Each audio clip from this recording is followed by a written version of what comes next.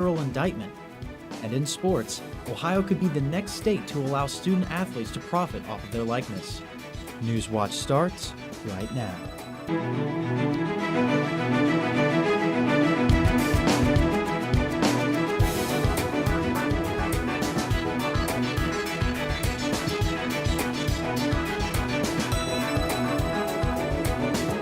Good evening and welcome to Newswatch, your source for news impacting southeastern Ohio. I'm Curtis Fader. The Ohio House last week held its second committee hearing on the High School Education Recovery Act. It provides students with another opportunity to recover from academic setbacks caused by the pandemic. Dylan Tyson reports there's more to the bill than meets the eye. You would be hard-pressed to find anyone who wasn't impacted by the COVID-19 pandemic. Local high schools are no exception. Many have already adapted, strengthening their summer school and online education programs. Our learning loss is large, no different than any other school district. We responded to the pandemic in a way that befitted Athens High School. Now, a bipartisan bill moving through the Ohio House could simplify the academic recovery process by establishing the Supplemental School Year Program. It would allow students at all public high schools to retake classes that they completed during last school year, and those schools would be required to replace students' old transcripts with their new grades. The program could provide a significant GPA boost to all high school students enrolled last year, including those who have already graduated. Yet the bill has raised several questions among school boards. Let's say that several students want to repeat most of their recent classes and therefore have to extend their enrollment.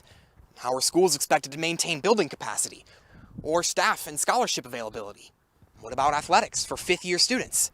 Well, Barbara Shaner, the advocacy specialist for the Ohio Association of Secondary School Administrators, testified at the recent committee meeting. It creates a few what we think is maybe unintended consequences for either other students or the districts themselves. Still, a lot of the power is left in the district's hands. They have the final say on who can retake a class and what they can retake.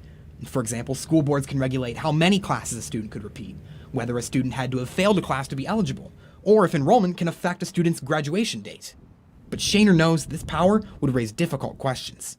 Our organization always favors discretion at the local level to make the best decisions possible, but we think that there's going to be pressure from a range of interests on those decisions that they would be making. And most notably, that concern exists in regard to athletics, due to a special provision within the bill. If a student did not graduate on time, they would be allowed to play for one additional year.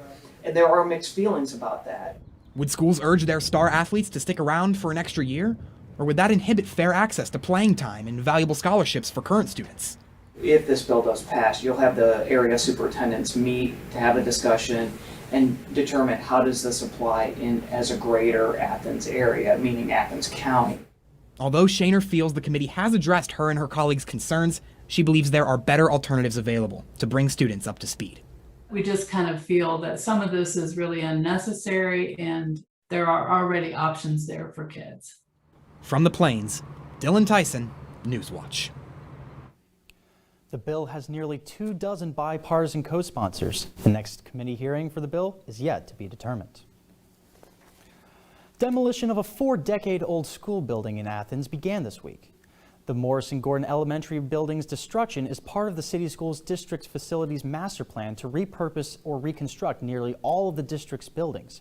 Part of this plan includes constructing new building on the current Morrison Gordon property to service students in preschool through 3rd grade. A second building for these grade levels is being built on the grounds of East Elementary, in addition to a brand new high school. Community members gave one last farewell to the school at a yard sale in late May, and the new building of the property will keep the Morrison Gordon name, honoring the school's founder and longtime principal.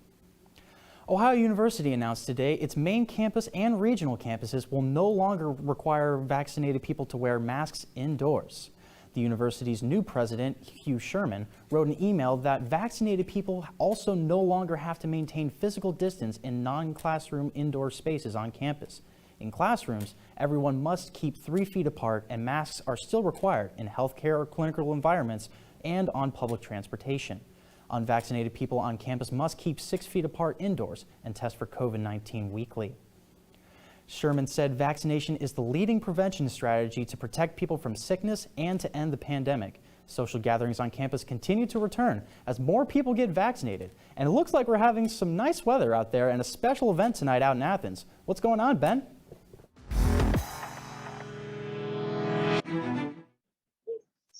Well, Curtis, happening right now is the concert Under the Elms. And what a perfect day we've had today for such a concert. We've had cool temperatures and the sun has been out, unlike we've seen in the past couple of weeks. Taking a look at the week ahead, we can expect thunderstorms and we have some sun coming out a few days, but overall cloudy and thunderstorms. And you can also expect high temperatures. Right now in Athens, 73 degrees, sunny, we have low humidity, making it very pleasant outside. And that wind, not too strong, especially if you're at the concert, you don't have to worry about your stuff blowing away. Right now, with the big temperature map, we're pretty much cool all throughout our southeastern areas. There's some high regions like in Columbus, 76, but overall it's cool and sunny. Tonight in Athens, 47 degrees and those clear skies are gonna remain. And back to you, Curtis. Sounds like a great day out on the town. Thanks, Ben. The Athens Summer Black Summit begins tomorrow on Zoom, providing a gathering space and a platform to discuss issues pertaining to Black people in Athens. The Summer Summit features an informational session from the NAACP based on topics requested during the first summit earlier this year. There are also scheduled discussions of issues including the need for different blood types and donations for Black communities, especially those with sickle cell anemia. Organizer Carolyn Lewis said these issues need to be discussed with as many people as possible. And we're looking at people of all cultures, not just Black people, but we need all cultures there to listen to what our needs and concerns are so they can become our allies and help in the cause. And that's what's happened over the years from the marches with Dr. Martin Luther King up until now. So we're hoping that the conversation will continue.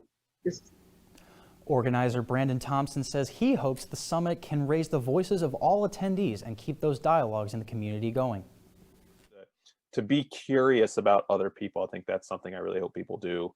Whether they're at the Black Summit or just out in life, just be curious about what people are going through, because that's what asks you into that's what motivates you into doing something to support them. But if you're not thinking about them, you can't be aware of what they're doing. And if you're not aware of what they're doing, you can't support them because you don't know what's going on.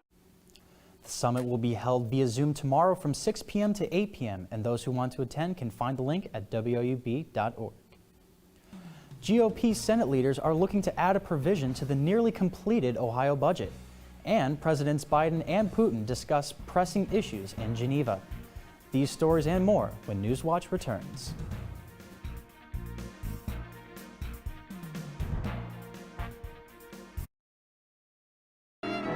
He's thrilled us in concert. Now the amazing Itzhak Perlman charms us with a welcome look at a life well lived. Judge me by what I do, but don't judge me by what I can't do. I want to play the violin because I like the sound. That's what I heard when I asked him to marry me. With family and friends, traveling, teaching. When you teach others, you teach yourself. Rehearsing and more. Oi, perfect. You're in good company with Itzhak on American Masters.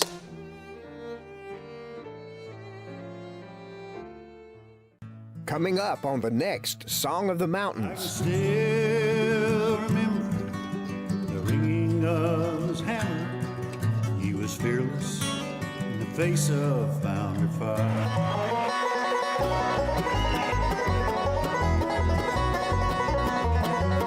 Lively performances where old tradition meets new, here on Song of the Mountains.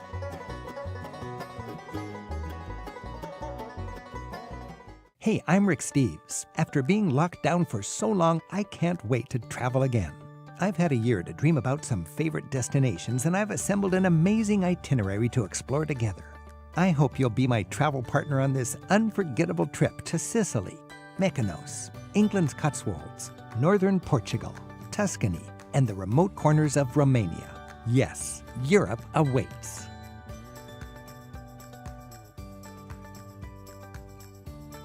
Can you all live? the ultimate retirement you can. Acclaimed personal finance expert Susie Orman provides essential advice to make your retirement more successful and secure. Every little action that you take can make a tremendous difference.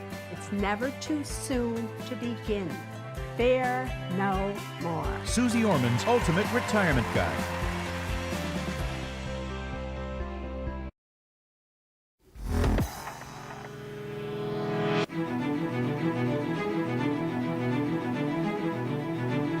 Welcome back to Newswatch. Larry Householder has been removed from his seat in the Ohio House of Representatives. The former speaker from Glenford was expelled with a 79-21 vote. He faces corruption charges after his arrest in July 2020 for his alleged role in a $61 million bribery scheme. The Ohio Constitution allows the House to remove a member for disorderly conduct. A householder testified before the House Rules and Reference Committee yesterday, and he was adamant of his innocence. But the House took the vote today, making the householder the first representative since 1857 to be removed. In the other chamber, Ohio GPA senators added a provision to the state's budget that could affect the district map drawing process in the future. The provision allows the Senate president and speaker, both currently Republicans, to use state dollars to hire outside attorneys and to intervene in map disputes between the Ohio Supreme Court. But Jen Miller from the League of Women's Voters believes the budget shouldn't be crowded with non-financial matters. And instead, what we have are these last-minute legislative power grabs that really weaken one of the building blocks of our representational democracy, which is the separation of powers. The Ohio House also would need to agree to this provision before it reaches the governor's desk. The Ohio State Controlling Board approved a $250,000 grant yesterday for 2 Athens County gas tank removals. The grants will help 2 buildings in Chansey and Gloucester remove the environmentally hazardous gas station equipment under them. The Athens County Land Bank is set to facilitate the cleanup and restore the soil located in the underground storage tanks with documented petroleum releases. According to the Ohio Department of Commerce sheet, many financial institutions will not approve loans for commercial property purchases until all environmental concerns involving USTs on properties have been resolved. President Biden and Vladimir Putin had a highly anticipated meeting in Geneva today. The 2 country leaders met for at least less than 3 hours, even though they were expected to meet for 4 to 5 hours to discuss their agenda. Biden called the meeting discussion between 2 great powers and believes the conversation was an important step in the relationship with an American adversary. Putin discussed his goals in a pre-meeting press conference. Thank you, Mr. President, for coming up with the initiative for this meeting. I know that you've had a very long journey and that you have a lot of work, but nevertheless, the US and Russia have accumulated a lot of issues that require a meeting at the highest level, and I trust that our meeting will therefore be productive. The 2 discuss human rights, cybersecurity, and nuclear weapons, among other topics. And as domestic political tensions are still high, many U.S. election officials fear possible repercussions. A new report from the Brennan Center for Justice found that about 1/3 of election officials feel unsafe because of their jobs.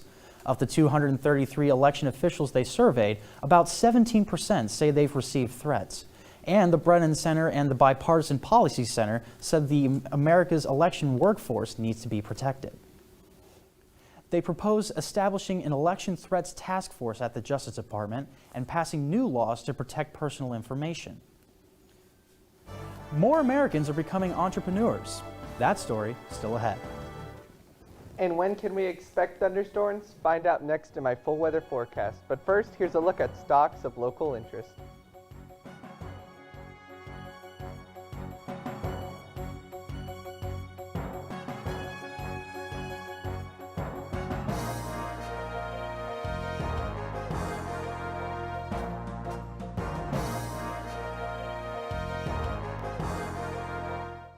Can you all live the ultimate retirement you can? Acclaimed personal finance expert Susie Orman provides essential advice to make your retirement more successful and secure. Every little action that you take can make a tremendous difference.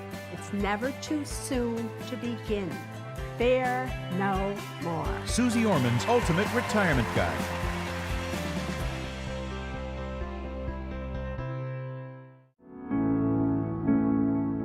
It's hard when you feel like you're an illegal person. And he hit Matt along the head between 18 and 20 times. So people always ask me if I feel like I'm challenging God's plan.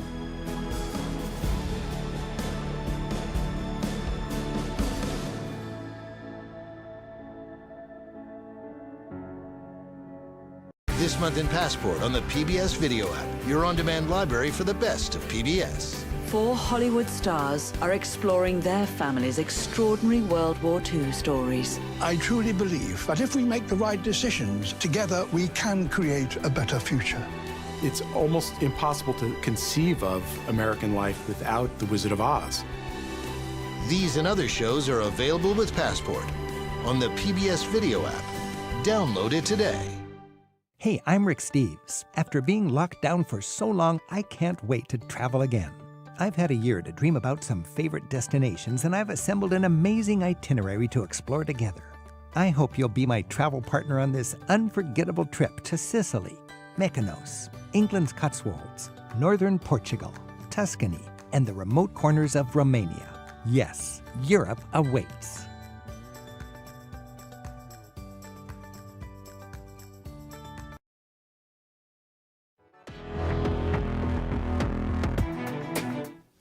Good evening, I'm your forecaster Benjamin Byers. Taking a look at your weather for today. Right now in Athens, 73 degrees, and trust me, it does feel good. I'd much rather be outside right now than in the studio. And with the sunny weather and that low humidity, it just feels amazing outside right now. For the big temperature map, we can see throughout our southeastern region, cool temperatures. We have some high area with 76 in Columbus, but overall sunny and cool throughout our southeastern area. Tonight in Athens, 47 degrees, so we'll cool down a lot more with those clear skies. And for those of you interested in the moon, waxing crescent tonight, make sure to look out for that, especially with those clear skies. And those winds, they will be a little stronger than we can see right now, but still nothing to be concerned about. Tonight tonight with the big temperature map, we can see we'll cool down a bunch. There are still some high areas, still in Columbus, 52, 51 in Ironton, but that clearness remains throughout our area. The hour by hour for tonight, 70 degrees and sunny, and then 61 degrees, clear, and 56 degrees and cool. So overall, just a beautiful night tonight if you're going out at all. Taking a look at the U.S. temperature map, there's that clear area over Ohio where we're getting those beautiful skies. Many areas around the U.S. are clear, it seems like, but definitely Ohio. So if you're going out, make sure to enjoy it. And we take a closer look at Ohio, we can even see even more clear skies. So it's just a beautiful day, as I've said. For tomorrow, 81 degrees, that heat will kick up a bit, but still sunny, but high UV index, which means please put sunscreen on as you can get sunburned really fast. And those winds low enough probably won't cool down too much, so 81 degrees will feel like 81 degrees.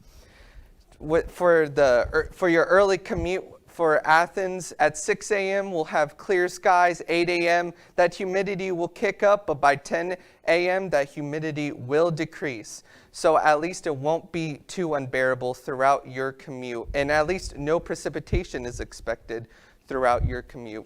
For tomorrow, and taking a look at the big temperature map, definitely an increase in temperature than we see today, with 82 in Newark, 84 in Columbus. Overall, still though, sunny throughout our area, and that seems to be a main theme for today and tomorrow, is just sunny and beautiful. Taking a look at the 7-day forecast for the week ahead, there's Some chances of thunderstorms coming up as we get into the weekend, with 65% on Saturday and Sunday 44%. But there are a couple of days of sunshine ahead on Thursday, tomorrow, and Friday we see some cloudage, but it's such a low percentage of precipitation that you really shouldn't expect much from that. But Saturday, Sunday, and Monday, and especially Tuesday, we can expect storms. And over to you, Curtis. Makes me want to go outside and see a waxing crescent moon. Thanks, Ben. From employee to entrepreneur, a new report finds Americans are starting their own businesses at a record rate this year. The U.S. Census Bureau reports 2.5 million new business applications were filed for this year alone. That number is already more than half of the businesses formed in all of 2020. And last year's 4.4 million new businesses was the biggest increase on record. According to the Peterson Institute for International Economics, some of the new business owners lost their jobs during the pandemic. West Virginia University plans to fully open its campuses in light of recent COVID-19 drops nationwide. West Virginia cases fell 57% this past month, and over half of the state's residents have been at least partially vaccinated. WVU campuses in Morgantown, Kaiser, and Beckley might be adjusted after consulting with experts and evaluating infection rates. The university is not requiring students, faculty, and staff to vaccinate against the virus, but unvaccinated students must be tested before August 1st.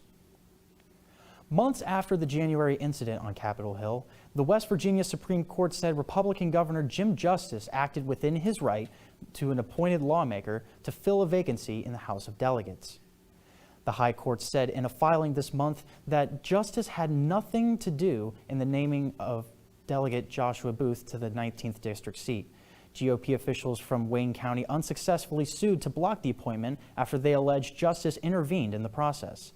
The seat was formerly held by Derek Evans, who resigned after being charged with illegally entering the U.S. Capitol in the January 6th riot with a mob of Donald Trump supporters.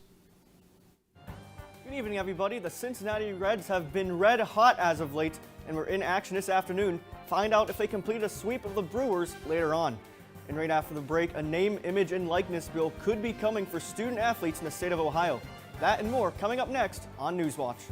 And be sure to stay tuned to WOUB. Here's a look at what's coming up tonight on your public television station.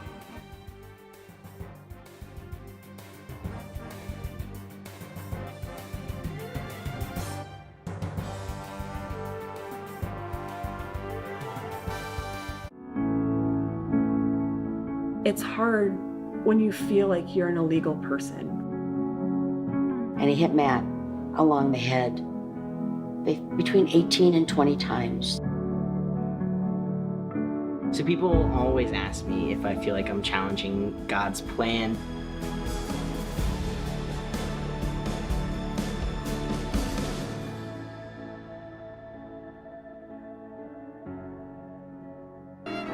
He's thrilled us in concert. Now the amazing Itzhak Perlman charms us with a welcome look at a life well lived. Judge me by what I do, but don't judge me by what I can't do. I want to play the violin because I like the sound. That's what I heard when I asked him to marry me. With family and friends, traveling, teaching. When you teach others, you teach yourself. Rehearsing and more. Oi, perfect. You're in good company with Itzhak on American Masters.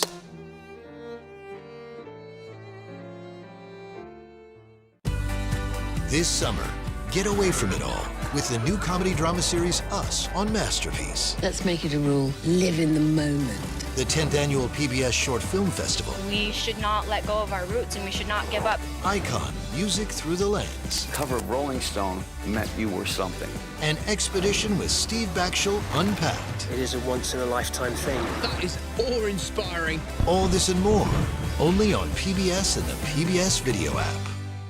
Can you all live the ultimate retirement? You can. Acclaimed personal finance expert Susie Orman provides essential advice to make your retirement more successful and secure. Every little action that you take can make a tremendous difference.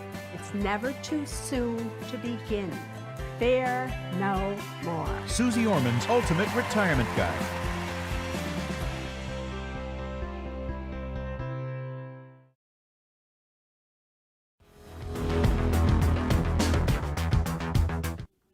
Welcome back. I'm Brian Kerp. Ohio could be the 17th state to pass a name, image, and likeness bill for student athletes. Will Price reports student athletes could be eligible to enter into sponsorship deals starting this summer. Bill 187 is part of a push in several states to allow student athletes to be compensated in the absence of federal legislation on the issue. Ohio State head football coach Ryan Day says he supports the bill. He told lawmakers during a recent hearing on the bill that he doesn't want programs in Ohio to fall behind those in other states who have this legislation. If state legislation is not enacted, higher education institutions in Ohio will likely struggle to attract student athletes who will suddenly have the opportunity to better capitalize on their name, image, and likeness at an out-of-state institution. Dr. B. David Ridpath is an associate professor of sports business at Ohio University. He says the bill gives all kinds of student athletes opportunities to make money. I think the best example I can bring of that is, Joey Burrow, when he was up at Ohio State, very few people knew who he was, but we did know who he was here in Athens. And even as a backup quarterback at Ohio State, or heck, a backup punter, you can go back to your hometown and still be very marketable. You can run a clinic or camp. If signed into law, the bill would take effect next month. Reporting for Newswatch, I'm Will Price in Athens. 6 other states recently passed NIL laws set to go into effect in July. The Indians continued their series with the Orioles last night. Baltimore holds the worst record in the American League. And the Indians took full advantage of the opportunity. Bottom 4 Tribe already up 3, and Eddie Rosario lined one down the line and right, chasing home 2 more runs for the Tribe, breaking this game wide open. Now in the 7th, Bobby Bradley was just recalled to the majors 10 days ago, and he hit a towering shot over the wall and right. That's his 3rd homer of the season already. Cleveland takes this one 7-2. And the Indians hope to make it 3 straight tonight against Baltimore. Aaron Savali gets the ball for the Tribe. He's looking for his 10th win of the season. First pitch is scheduled for just under 20 minutes from now at Progressive Field. The Cincinnati Reds have been on a roll as of late. They looked for a sweep of the Brewers in today's series finale. The Reds trailed until Tyler Naquin doubled home the Redlegs' first run of the game. Then in the 7th, Tucker Barnhart hits a double of his own to give the Reds the lead for good. They win 2-1, and they sweep the Brewers for the first time in Milwaukee since 2009. I'm Brian Kerp, and that's it for sports. Back over to you, Curtis. Thanks, Brian. Walt Disney World plans to relaunch fireworks shows at its theme parks in California and Florida. The fireworks have been put on hold in order to discourage people from gathering together after the parks reopened following COVID-19 closures last year. The company said yesterday the fireworks shows will resume at the beginning of July at Walt Disney World in Florida and on the 4th of July at Disneyland in California. Now let's go outside one more time as Benjamin Byers had to escape the studio. What's the weather, Ben? Well, it certainly is a beautiful day still today, especially if you're out at the concert. But taking a final look at your weather for tonight, it's gonna cool down quite a bit, and but those clear skies will remain, but those winds aren't strong enough to really worry about anything. Taking a look at tonight for the big temperature map, we can see that we'll cool down. Tomorrow big temperature map will heat up, and the sun will remain out throughout our southeastern area. Taking a look at tomorrow, the next for the 7-day forecast for the week ahead. Thursday, we can see sunny skies. Friday, those clouds start to come in, but Saturday and Sunday, we start to see chances of thunderstorms, and even including Monday. And over to you, Curtis. Thanks. And that does it for our broadcast this evening. Thanks for watching. I'm Curtis Fader. Stay tuned for the PBS NewsHour coming up next. And remember, you can find the latest news anytime at woub.org. Have a great night.